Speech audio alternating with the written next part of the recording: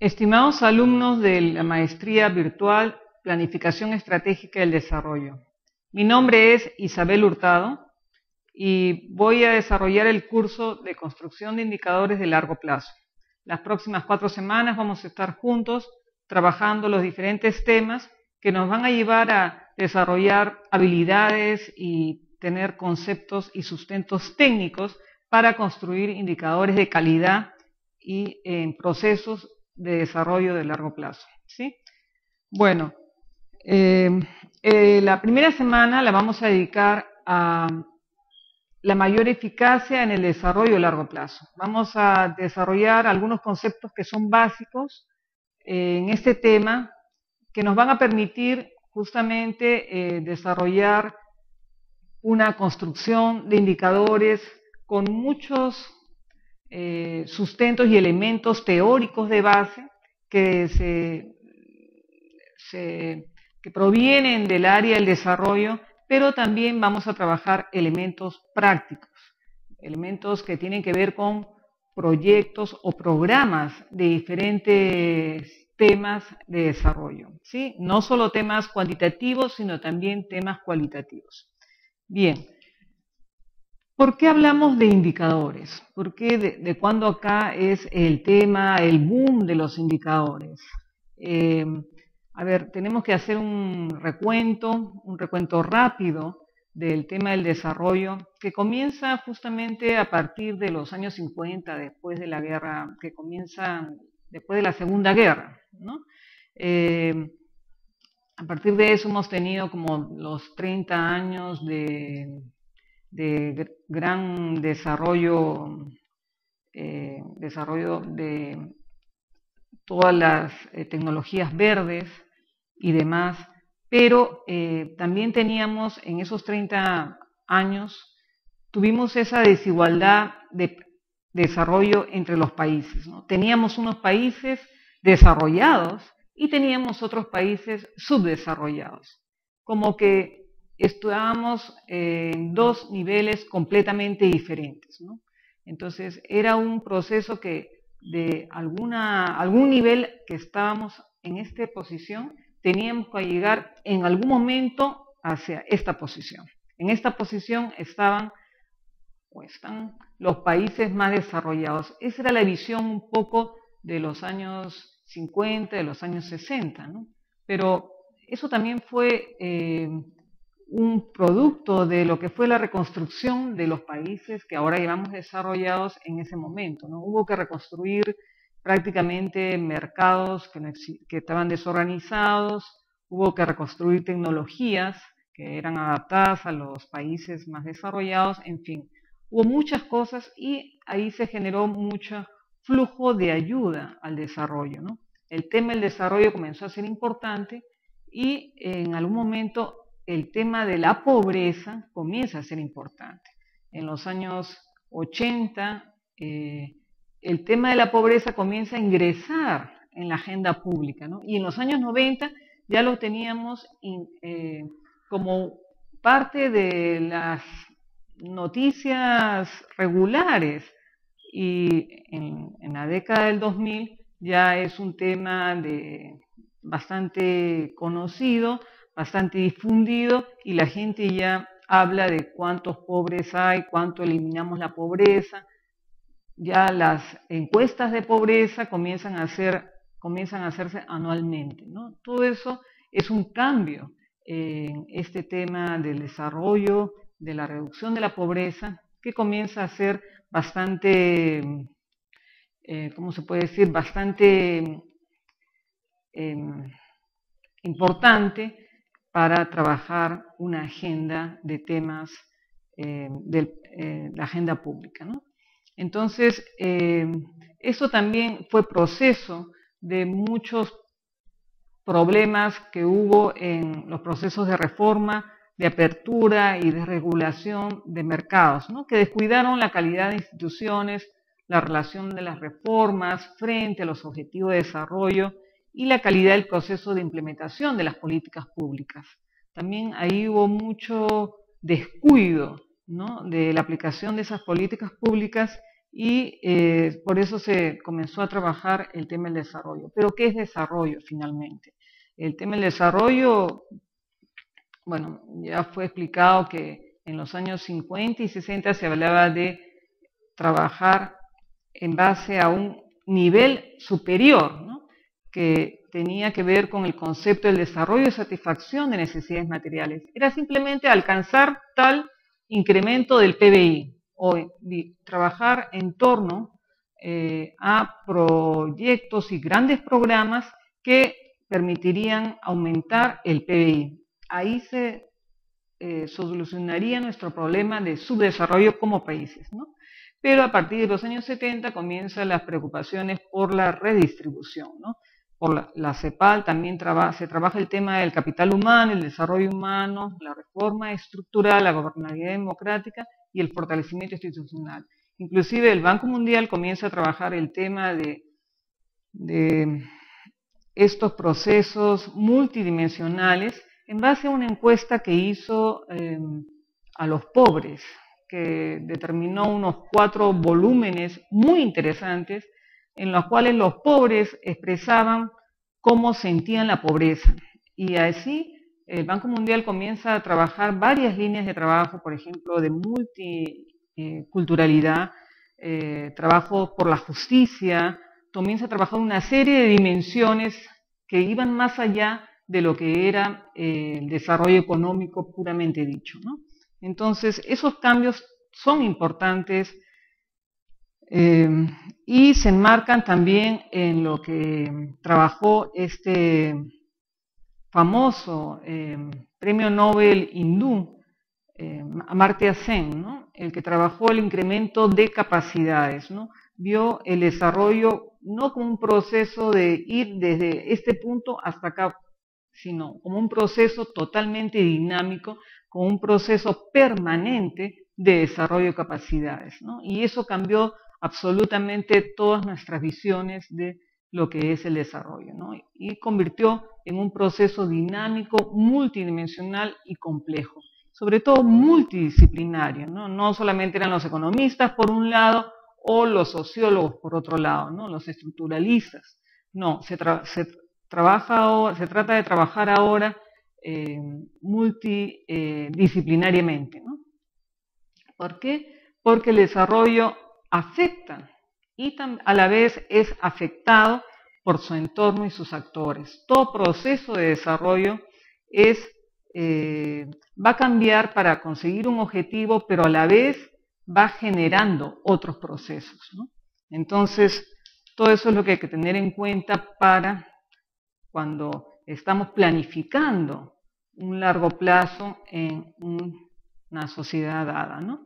Entonces, bueno, ahí tenemos algunos problemas comunes en la gestión del desarrollo, las recetas que se aplican, los equipos liderados únicamente por una profesión en particular, o que algunas veces se premian logros organizacionales en lugar de resultados en el desarrollo. En estos últimos años, por ejemplo, estamos experimentando unos grandes incrementos en el aumento en el PBI per cápita. Entonces ya ingresamos al nivel de países de renta media. Entonces eso es bastante importante, pero a la vez que muchos otros países también hemos ingresado en esta otra categoría, ¿no? Entonces, bueno, todavía estamos al pie de los otros países que están en esta categoría, pero de todas maneras es importante saber que todo ello debe venir acompañado de algunas reformas importantes que son complejas para implementar, ¿no? Bueno, entonces, por este concepto de desarrollo, a veces ambiguo, a veces complejo, ahora tenemos que trabajar en el tema de que este desarrollo tiene que ser efectivo. Mucho tiempo atrás hemos estado trabajando en programas sociales que simplemente se basaban en objetivos mal diseñados, que se pensaba que ya se iba a solucionar niveles de pobreza, pero que carecían de sustentabilidad y sostenibilidad, ¿no? No veíamos a la población que se apropiaba de estos programas, ¿no? Simplemente venía un gran chorro de dinero, de inversiones, de bienes, y una vez que se terminaba ese programa, simplemente ya la gente se olvidaba y no había una institución que se apropiaba de este proceso, que lo hacía suyo, la población pasaba a otro tema y se perdía ese esfuerzo, ¿no? Entonces, por eso ahora se trabaja el tema de la efectividad, ¿no? Entonces, tenemos que resolver desequilibrios macroeconómicos, problemas estructurales y crisis de crecimiento que deterioraron en algún momento la confianza en gobiernos, ¿no? Estamos hablando en este momento, estamos haciendo referencia en este momento a nuestros años 90, 80, 90, ¿no? Entonces, donde hubo una gran crisis y tuvimos que recurrir a estas reformas estructurales, al igual que muchos otros países latinoamericanos, ¿no? Un poco antes algunos, ¿no? Pero entonces, porque ya comenzamos a tener recursos más escasos que antes a la cooperación al desarrollo. Por eso tenemos que ser mucho más efectivos en el gasto de estas inversiones, ¿no? Tenemos que saber a dónde se asignan estas inversiones, ¿no? Entonces, y tenemos que saber cómo asignarlas. Por eso es que ahora estamos desarrollando mucho más esfuerzos en la efectividad en el desarrollo, precisamente en qué proceso vamos a desarrollar, en qué proceso vamos a lanzar en los próximos años.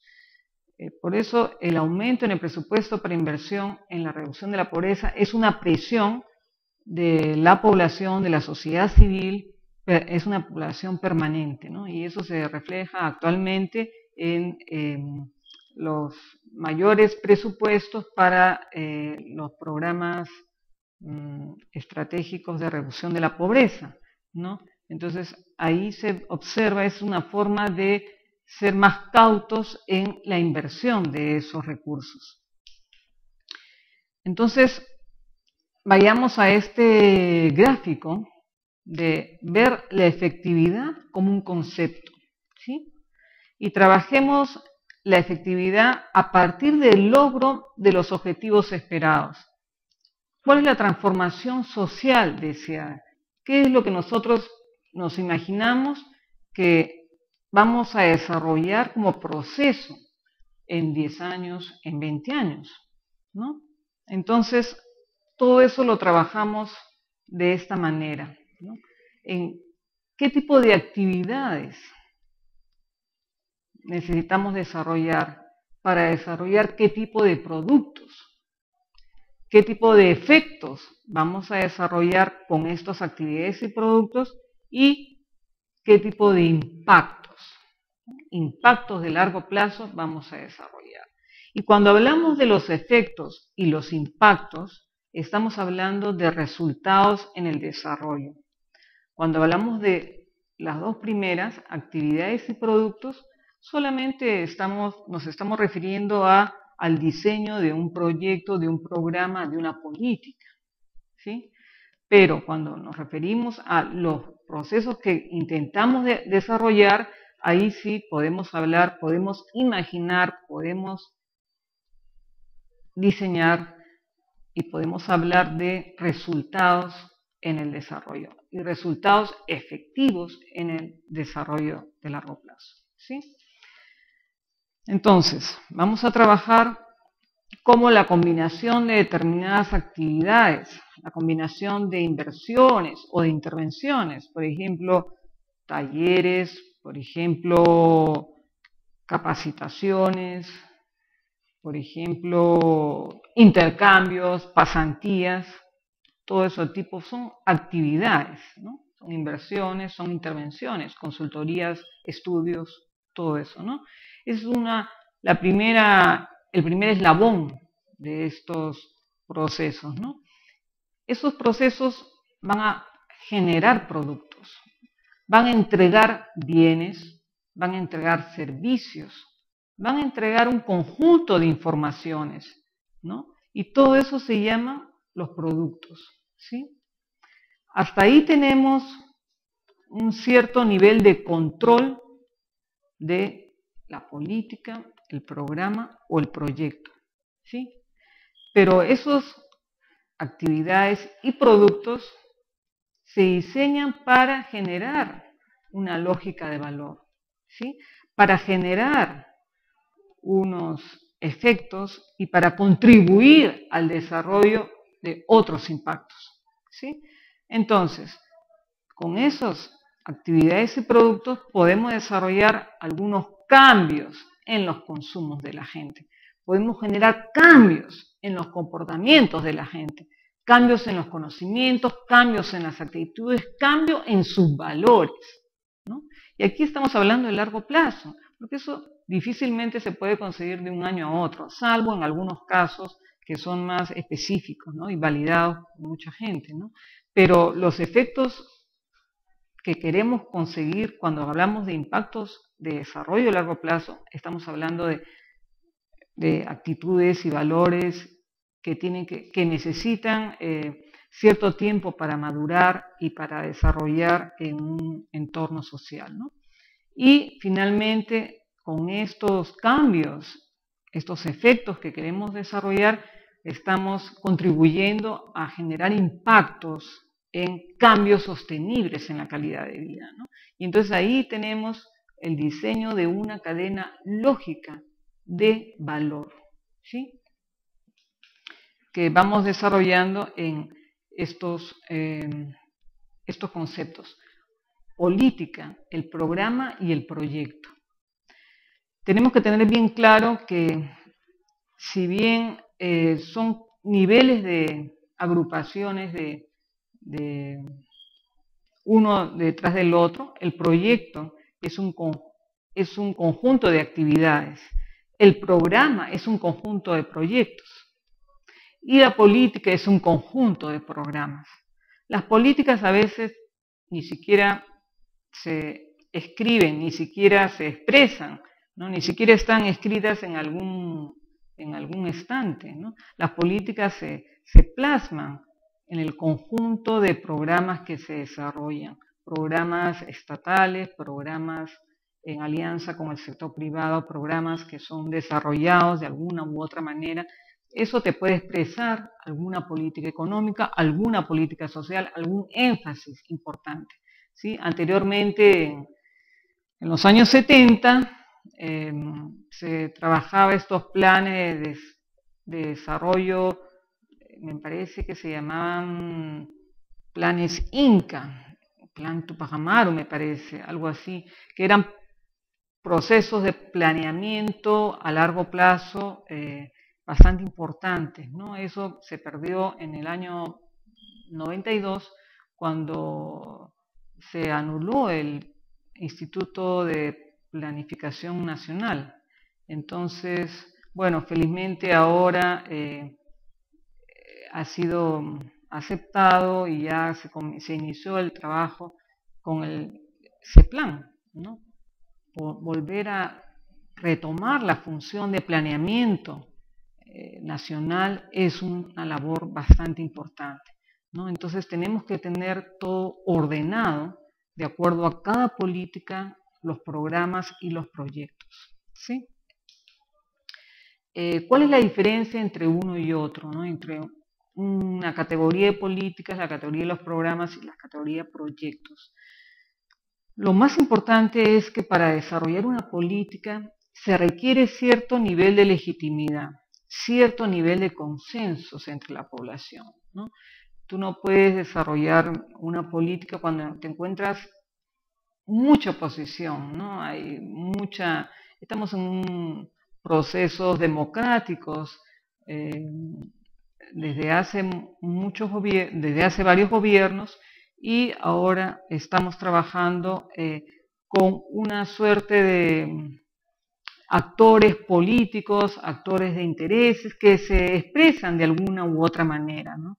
Entonces, Por eso se trabaja en función a los consensos, ¿no? Se trata de hallar consensos para afinar, para encontrar mayores políticas. Acuérdense que la última elección hubo total consenso sobre el concepto de la inclusión, ¿no? Que no recuerdo quién fue el que lo llevó al tema electoral, pero definitivamente al final los dos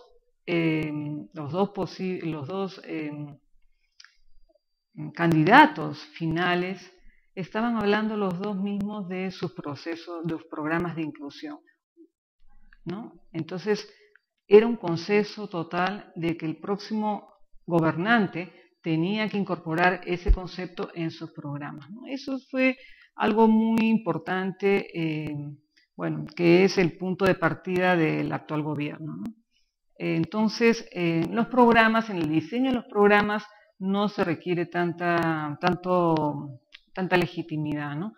Porque es más el diseño de programas, se trata de elementos más técnicos, digamos, ¿no?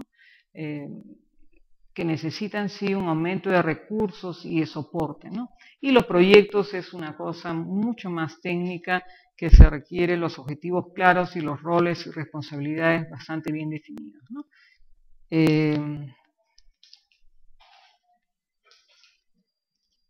Ahora vamos a terminar esta primera presentación de estos temas con las definiciones de qué es un indicador, ¿no?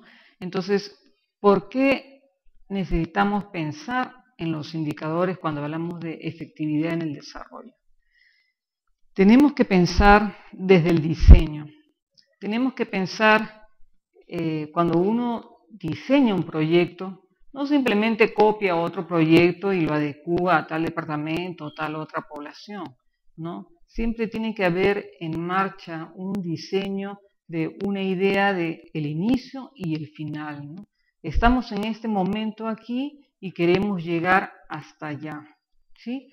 Entonces es importante por eso que el fin y el propósito estén bien definidos para que sepa qué vamos a evaluar exactamente.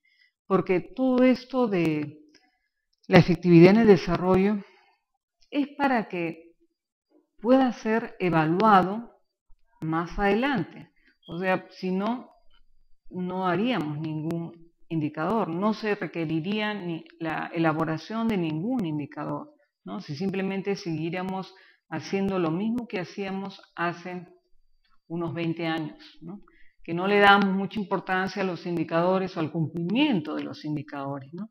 Ahora sí es una exigencia mayor por esta mayor escasez también de los fondos, de los recursos que se van al desarrollo, ¿no? Al desarrollo social sobre todo. Entonces es importante que los indicadores que se elijan reflejen el fin y el propósito, si no los efectos o impactos a evaluar estarán errados, ¿no? Entonces esto se inicia en la herramienta que ya conocemos, algunos más, que se llama el marco lógico, pero que tiene que ver con esas flechitas, ¿no? Por ejemplo, lo que vemos en la pantalla es el fin y el propósito de los objetivos que reflejan el efecto de impacto a través de los indicadores, ¿no? Y vamos a desarrollar también algunos ejemplos muy importantes que nos va a permitir también después dejar el trabajo que va a servir para este curso. Muchas gracias.